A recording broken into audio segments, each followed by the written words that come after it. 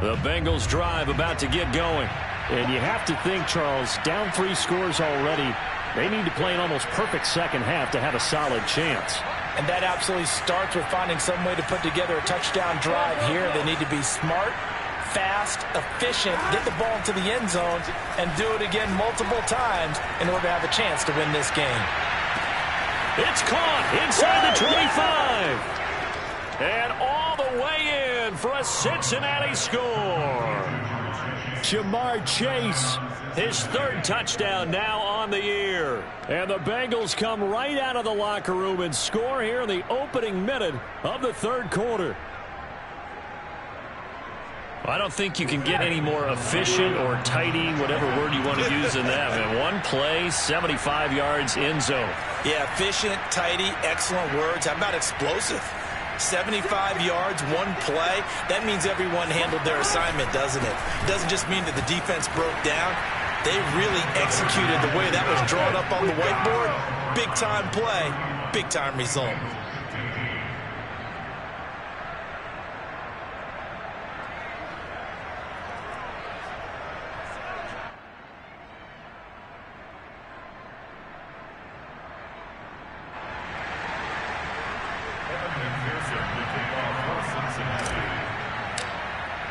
So after the made field goal, here's McPherson to send this one away.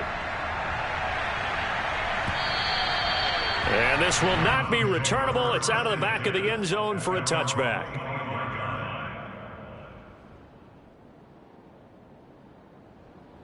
The Browns drive about to get started.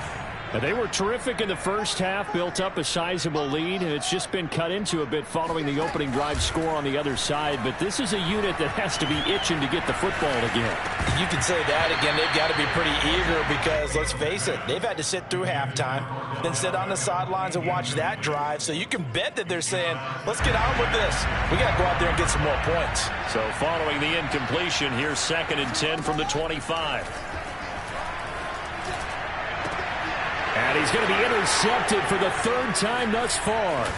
Picked up by Steven Nelson. And to the 40-yard line, that's where the return stops.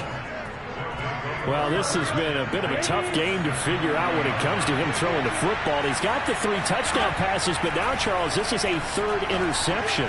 Now Burrow loses the football. Fortunate to get that football back because trailing here in the second half, last thing they needed was to lose the possession. And the word I think of here is opportunity because it could have been lost there, their chance to score points. But the opportunity for the defense was to go ahead and really close this game down if they were able to get possession.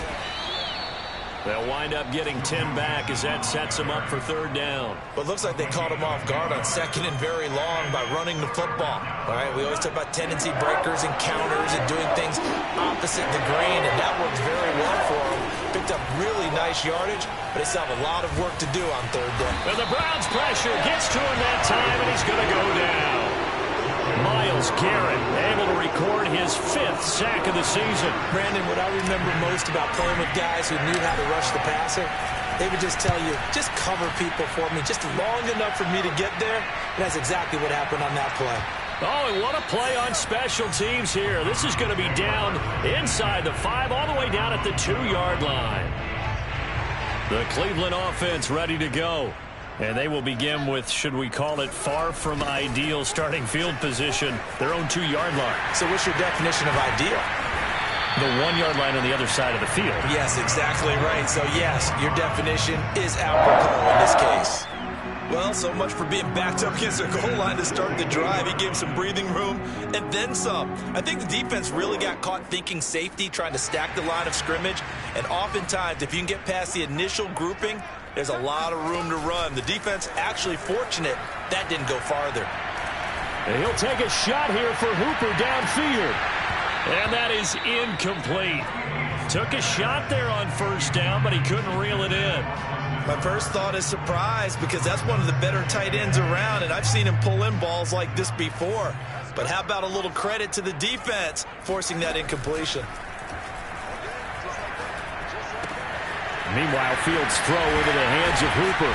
And he'll get this up to the 34-yard line.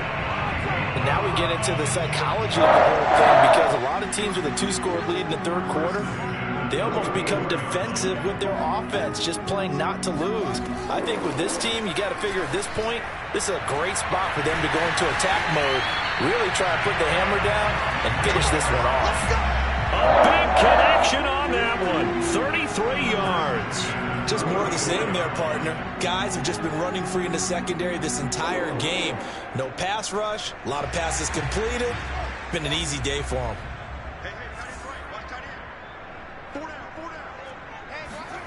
Fields on first down. And he will find his man Schwartz. That's complete. And he is out of bounds right around the 10-yard line. This offensive game plan has just been sensational. I mean, when you think about all the different ways they've gotten their receivers open so far, it's really been impressive. Scheme, design, execution. And they'll lose yardage here. They go backwards to the 13-yard line. But despite the completion, they're going to wind up losing 3 there. Second down.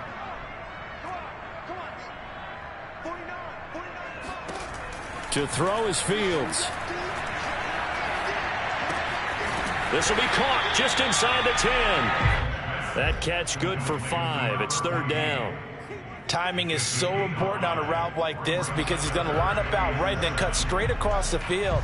I think the ball might have come out a count or two too late, because by the time he was able to secure it, not much of a chance to turn it upfield. A play fake, now Fields to throw. Toward the end zone, but that's going to wind up incomplete. So out comes the field goal team now for the second time here today. From the left hash, a chip shot here. And his kick is indeed good. And that will make this now a 19-point advantage. So this drive maybe didn't end with the same kind of success they had in the first half, but they do add 3 to their lead. And defensively, I think they went in there at halftime and made a pact with each other and said, look, we can't let these guys keep driving it right down our throats. Not perfect giving up 3, but a much better start than the way they played in the first half.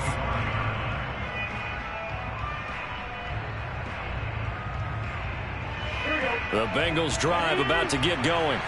And they're coming off a 3-and-out, my friend. I think they've got to look at that play sheet and go to a spot that they haven't gone before. Time to shake things up a little bit to try and get this offense moving. Okay, so how do you do that? How do you shake things up? You look at what you've called before, realize it hasn't worked Go to so something well, else. and maybe try and find one of those special plays from one of your better players, and maybe try and hit something big and get things going in the excitement area. And able to stay on his feet past the 30 to about the 33-yard line. This offense in desperate need of a conversion as they come up on third down.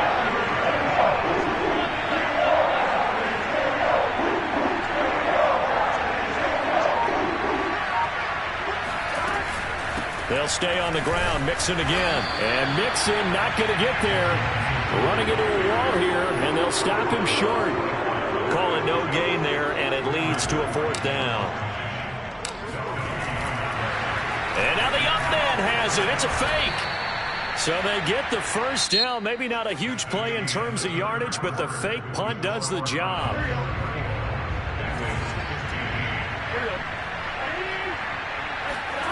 And now they will throw it with Burrow. He'll drop this one down to Mixon. And he'll be taken down, but not before he works it past the 50. Well, I can put my defensive cap on right now, and I know they're saying don't give up any big plays now. They've controlled this game throughout, and all they want to do is see it through to the end. I think they let their guard down a little bit with that last completion. Sometimes when you're trying not to give up bigger plays, you don't react as fast as you should on other throws. Flush to his right, and he's left with no option here but to throw it away. That incompletion is not a surprise with the way that this one has gone, and the frustration, the body language is evident everywhere. This team, they've really been put through the ringer in this one.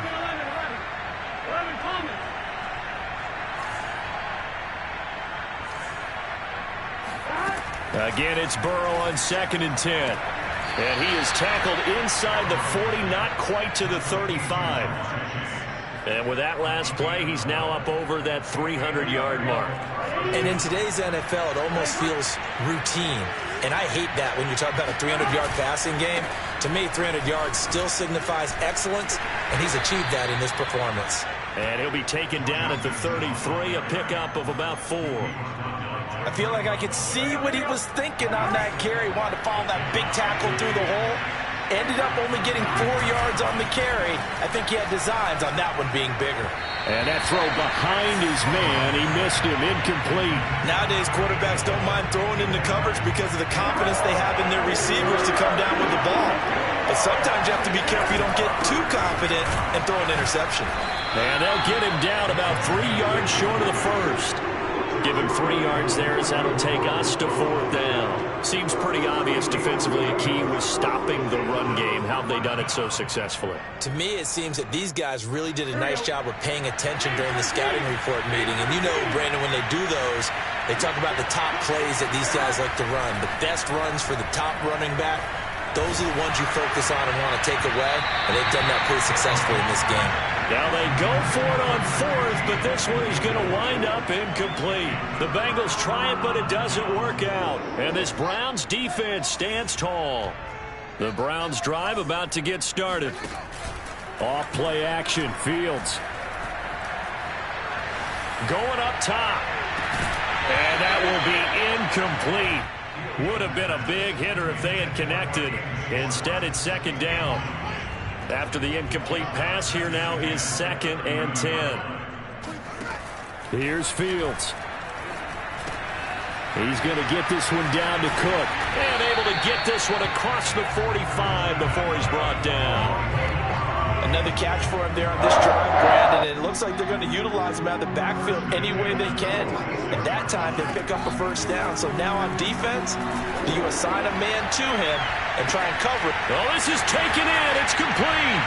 And all the way in. Touchdown, Cleveland. Donovan Peoples-Jones with his 2nd touchdown of the game, number 7 on the year. And the Browns are looking as if they'll move it to 7-2 as they add on to this lead. McLaughlin now to add the PAT. And he's been a busy man, 5 for 5 now as he knocks another one through to extend the lead.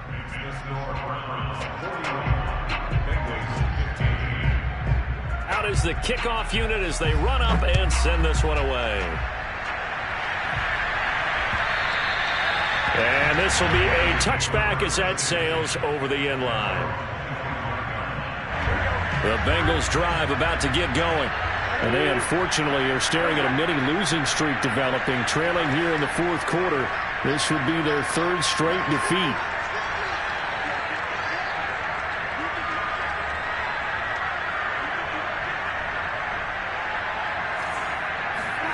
Play action. It's Burrow. This goes out wide for Mixon. And he's taken down, but able to slip across the 35. Well, this game is certainly pretty well over. They go ahead and mark it in the win column. But as a defense, they don't want to get so soft now that everybody just throws the ball all over the place against them, gets big yardage, and puts points on the board. They have pride, too, on that side of the ball. Line of scrimmage, the 37 on 1st and 10. Burrow going to give this to Mixon. And he's going to be stopped up quickly here. Just a yard up to the 39. And the trend continues here in the 4th like it was in the 1st, 2nd, and 3rd. He's had nowhere to run. And you're probably thinking to yourself, why do they keep feeding him the football? Well, they trust him first and foremost. They do believe that over time he might actually pop one of these runs.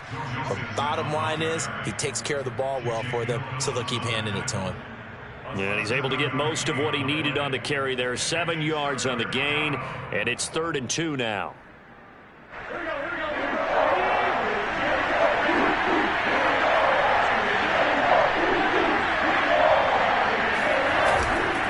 They give to Mixon to try to pick it up. And that one going nowhere from the start as he's met in the backfield and goes backwards. A loss of a yard, and it brings up 4th. There's no question that coming into this game, this defense was pretty vocal about its desire to take this running back out of his game. And all that pregame wolfing has turned into results.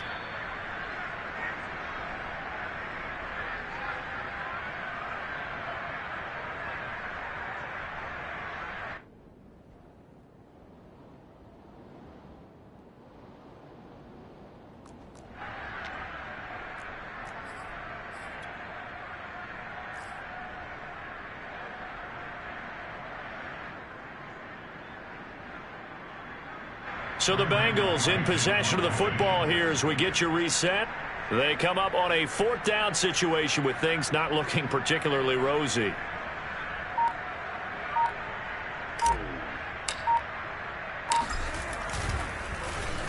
On is the punt team now as this one's sent away. Fair catch called for and made at the 16 or maybe the 17-yard line. Just 34 yards on the punt there, no return. And we have reached the 2-minute warning.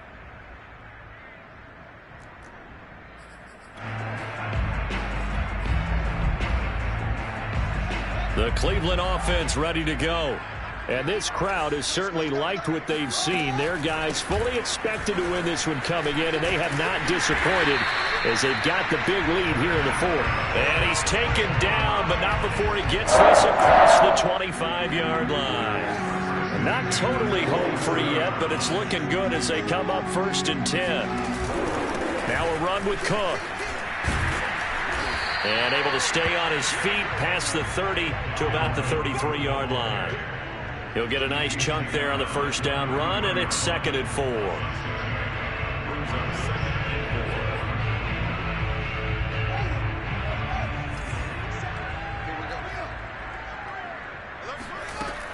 From the gun, it's a give to Cook.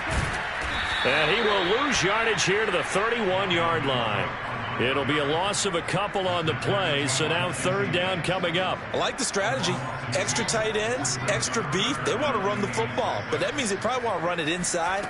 If you get strung out on the perimeter, you're in peril. Yeah, we saw the result, negative yardage. And he slips up past the 45 before being tackled.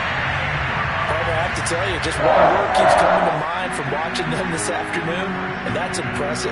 They've been impressive from the opening kickoff, and they haven't let up here even into the 4th quarter. And he'll be taken down by the Bengal pressure. Logan Wilson leading the surge there as he drops him for a loss of 6. Well, Charles, it's one thing to win. It's another thing to win and put up the amount of points that they did. Boy, were they clicking on offense. They can't help but feel great about themselves, can they? I mean, what a game to put up that number of points, continually feeling like they're moving the ball and things are working and clicking. They think that they can bottle this and carry it with them. And as an offensive coordinator, you just don't think you can do anything wrong. Whatever you call, run, pass, it's all going to work. That's called being in the zone. So for Cleveland, the win will move them to 7-2 now on the year. And they'll get to stay put for a few days as they'll host the Buffalo Bills next week. Meanwhile, for the Bengals, the turnaround hasn't materialized as they fall to 2-7. And they'll look to get back in the winning column next week as they head to Foxborough to face off against the New England Patriots.